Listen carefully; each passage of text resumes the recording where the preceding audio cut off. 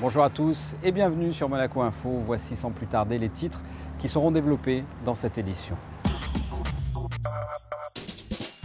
Nous débuterons ce journal avec le Monaco Yacht Show et un volet environnemental. La Fondation Prince Albert II sensibilise les constructeurs de yachts.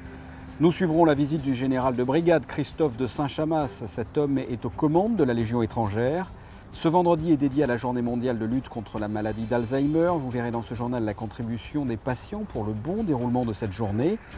De jeunes monégasques ont été sélectionnés pour participer au concours européen de prévention routière qui se déroule en Pologne. Et enfin, nous prendrons la direction de la galerie Semart où Kenzo vient d'y exposer son travail de joaillier. Suite de notre série de reportages consacrés au Monaco Yacht Show. Aujourd'hui, il sera question d'environnement. La Fondation du Prince Albert II est présente sur ce salon afin de sensibiliser les constructeurs de yachts et de super yachts. Pour cela, elle a lancé un pacte en 2010. Les explications d'Émilie Rousseau. La biodiversité, le changement climatique et l'eau sont les trois domaines d'action prioritaires de la Fondation Prince Albert II, des domaines regroupés dans un écosystème, la forêt. Depuis quelques années, des efforts sont faits en matière de consommation d'énergie ou d'utilisation de produits non polluants, mais rien contre la déforestation. Avec le Wood Forever Pact, la Fondation Prince Albert II incite les constructeurs à utiliser du bois qui vient de forêts gérées durablement. C'est vrai qu'il y a beaucoup d'efforts qui sont faits et pour l'instant, le matériel noble, le bois, il était un peu oublié. Et pourtant, ce bois, sur ces bateaux de luxe, sur ces bateaux d'excellence, il a une histoire. Et cette histoire, ça peut être une mauvaise histoire avec du bois illégal, de la déforestation, des populations qui sont mises dehors et de la perte de la biodiversité. Et nous, on essaye de leur dire et d'expliquer que justement, c'est important que eux qui produisent des produits d'excellence, ils doivent être exemplaires à ce niveau-là aussi. Et pour connaître la provenance du bois, la Fondation peut compter sur l'appui technique de The Forest Trust, une association britannique qui lutte contre la déforestation et partenaire de la Fondation. La Fondation Prince Albert II va approcher des fabricants de yachts, va initier des partenariats et après nous on prend le relais pour étudier les chaînes d'approvisionnement de ces fabricants. Et ça veut dire que dans un premier temps, on travaille avec les fabricants et rapidement, on arrive au niveau des fournisseurs de ces fabricants, puis après des scieries et enfin de la ressource. La présence de la Fondation apporte une dimension environnementale à ce salon. L'année dernière, le constructeur américain Burger était le premier à signer le pacte Wood Forever.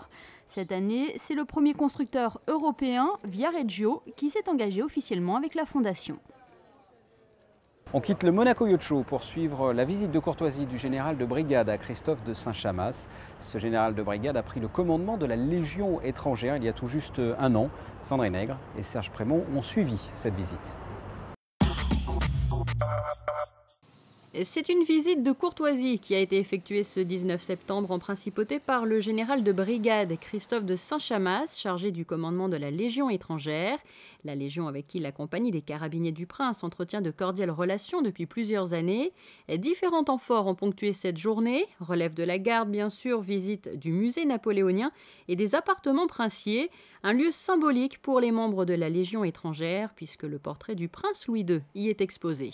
Ce qui m'a plu d'abord, c'est de revenir sur le lieu chargé d'histoire et puis de mesurer justement ces liens qui unissent Monaco et la Légion, puisque le prince qui est derrière moi a servi à la Légion étrangère, que la principauté de Monaco est première classe d'honneur de la Légion. Donc ce sont des signes très forts. Le prince derrière moi est la seule personnalité qui a reçu le titre de sergent-chef d'honneur de la Légion. Donc c'est un titre unique qui n'a jamais été donné ni avant ni après. Cette visite est effectuée par le général un an après sa nomination au commandement de la Légion étrangère. La Légion qui, elle, a vu le jour il y a plus de 150 ans, en 1831. C'est une communauté de soldats qui sont des étrangers servant la France. Donc c'est un statut particulier pour servir l'armée française. Des traditions solidement ancrées, des symboles transmis de génération en génération. C'est aussi ça, la Légion étrangère. Traditions et symboles, deux termes qui sont aussi très présents dans l'histoire de la compagnie des Carabiniers de Son Altesse Sérénissime le Prince Souverain, comme en atteste le Musée des Princes et de leur garde au boulevard de Belgique. Santé à présent, ce vendredi, journée mondiale de lutte contre la maladie d'Alzheimer. L'association monégasque Lampa se mobilise pour l'occasion et organise la 3e marche pour lutter contre cette maladie. Il faut savoir qu'en marge de cette marche, les patients atteints d'Alzheimer sont mis à contribution. Voyez ce reportage de Ruben Selam. Depuis 3 ans, le centre Speranza Albert II, la résidence Acquietudine et le Cap Fleury développent des projets artistiques permettant aux patients de s'affirmer, de leur montrer qu'ils sont encore capables. Après une exposition de tableaux en 2011, des photographies seront cette fois dévoilées au jardin du Casino à l'issue de la marche, des clichés autobiographiques qui ont permis aux malades de révéler quelques empreintes de leur vie. C'est un moyen d'expression qui permet à la personne de se libérer, en quelque sorte un lâcher-prise. Et les résultats prometteurs que nous avons eus l'année dernière lors de l'exposition des tableaux nous a fortement encouragés à renouveler cette expérience. Ce sont des personnes qui sont souvent malheureusement dans une dynamique de renoncement et en mettant en avant leurs valeurs, leurs capacités, en appuyant sur les points forts, et bien finalement nous arrivons petit à petit à leur redonner confiance et à leur permettre de s'exprimer. Mais au-delà du résultat de ces activités, c'est bien le rapport humain qui prime, ainsi que la notion de plaisir. Les productions ne sont en fait qu'un prétexte pour favoriser le dialogue et aider chaque patient à se libérer. C'est le travail des soignants justement et c'est toute l'expertise soignante qui est importante. Il s'agit de bien connaître la personne, connaître les points forts, connaître ses capacités, dépister ses capacités, son potentiel pour lui permettre de s'exprimer. Mais ça passe par toute la connaissance de la personne et de la relation soignant-soigné. Il y a une grande satisfaction lors de la réalisation des différentes œuvres, on va dire, n'hésitons pas sur les mots. Malheureusement, dans la maladie d'Alzheimer, il y a un oubli rapide, ce qui fait que 2 ou 3 jours après, eh bien, même le lendemain, parfois, la personne a oublié qu'elle avait participé à cet atelier. Donc on est dans l'instant. Il faut porter une importance capitale au plaisir procuré sur l'instant. Rendez-vous donc ce vendredi à 12h30, place de la Visitation, pour cette marche en faveur de la lutte contre la maladie d'Alzheimer. Sécurité routière à présent, des enfants scolarisés en principauté ont été sélectionnés pour participer au concours européen de prévention routière. Les épreuves de cette 27e édition se dérouleront en Pologne cette fin de semaine. Les explications de Marie-Pia. 2 ans, c'est le temps qu'il aura fallu pour sélectionner et préparer les élèves de la principauté à ce concours organisé par la FIA. Ils ont suivi une formation théorique et pratique encadrée par des professionnels de la prévention routière. Ça a été très difficile pour les sélectionner parce qu'il est évident qu'ils étaient nombreux.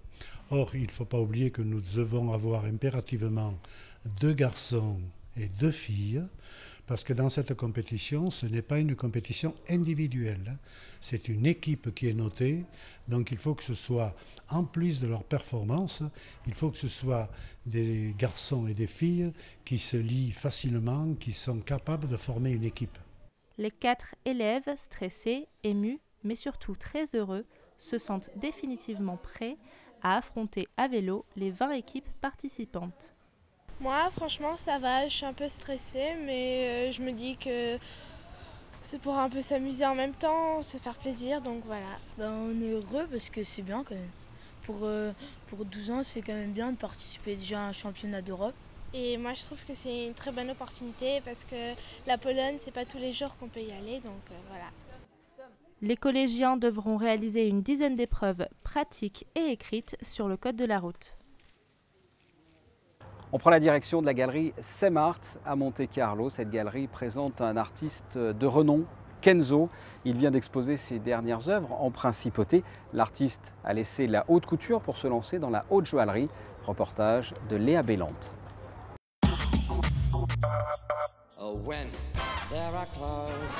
De la haute couture, des accessoires ou encore de la déco, aujourd'hui le célèbre créateur Kenzo a décidé de mettre son talent au service de la haute joaillerie. Une édition de 20 joyaux inédites nommée 10 Royal by Kenzo Takada. C'est la première fois que je travaille pour haute joaillerie, je connaissais vraiment rien. Mais quand j'ai commencé, quand j'ai vu bien, j'ai commencé un peu de dessin, c'est quand même naturellement c'était des fleurs.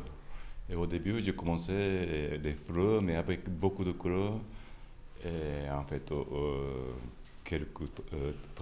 après quelques travaux, finalement, on a décidé vraiment uniquement les matières naturelles. J'aime beaucoup de travailler avec les gens qui ont des savoir-faire. Tous les domaines, ça m'intéresse. Maintenant, j'ai envie de toucher un peu de tout, mais s'il y a une vraie histoire où je peux collaborer avec les gens que je respecte.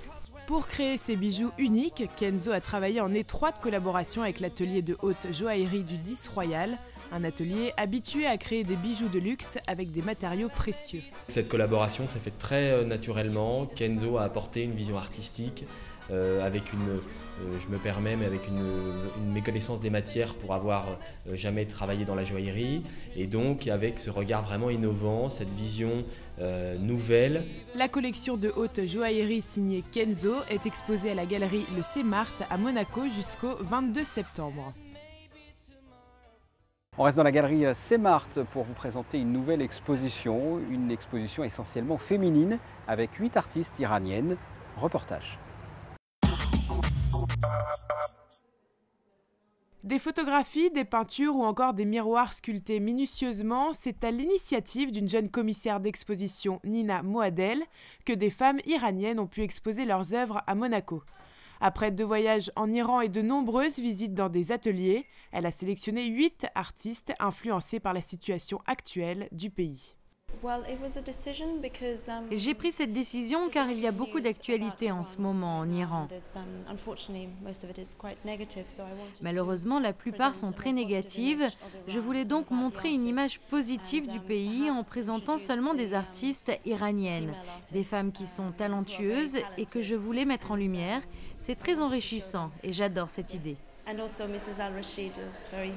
Les conditions politiques en Iran sont encore aujourd'hui difficiles. L'art est un moyen essentiel pour ces femmes iraniennes de sensibiliser la population, et notamment face à l'égalité entre hommes et femmes.